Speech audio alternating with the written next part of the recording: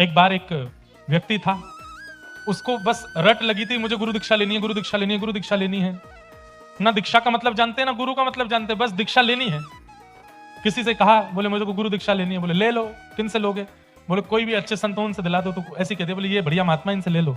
पीछे पड़ गया, बोले महाराज जी मुझे दीक्षा दो। वो दीक्षा बड़ा परख करके देते थे, ऐसे किसी को भी नहीं देते थे, खोजबीन करके देते थे, तो जांच पड़ताल करके देते थे दीक्षा। एक दिन, 2 दिन, 10 दिन, 20 दिन, 22 दिन, 25 दिन हो गए। जब भी वो महात्मा मिले वो यही कहे मुझे दीक्षा दे दो, रो रो करके कहे। महात्मा जी ने 1-2 प्रश्न किए, दीक्षा का मतलब क्या होता है ये बता दो, हम दीक्षा दे देंगे। बोले ये नहीं पता। बोले गुरु का मतलब बता दो। बोले ये भी नहीं पता। तो बोले तुम्हें कुछ पता ही नहीं तो फिर दीक्षा क्यों? बोले नहीं बस दीक्षा चाहिए, हमने सुना है दीक्षा लेने से उद्धार होगा। अरे बिना जाने कैसे उद्धार हो जाएगा? बोले बस हो जाएगा, आप दे दो।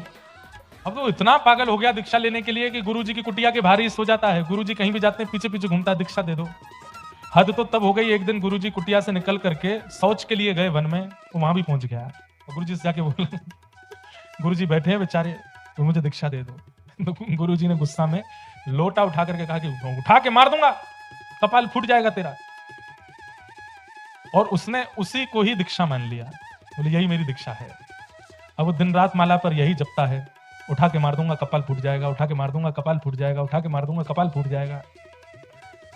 चला गया, दोबारा लौट के गुरुजी के पास नहीं आया। 15 साल बाद वो सिद्ध हो गया, इतना बड़ा सिद्ध हो गया कि अब महाराज किसी व्यक्ति को रोग भी हो जाता है तो वो सिर पर हाथ धर के कहता है कपाल फोड़ दूंगा, वो उठा के मार दूंगा कपाल फूट जाएगा, उसका रोग ठीक हो जाता है।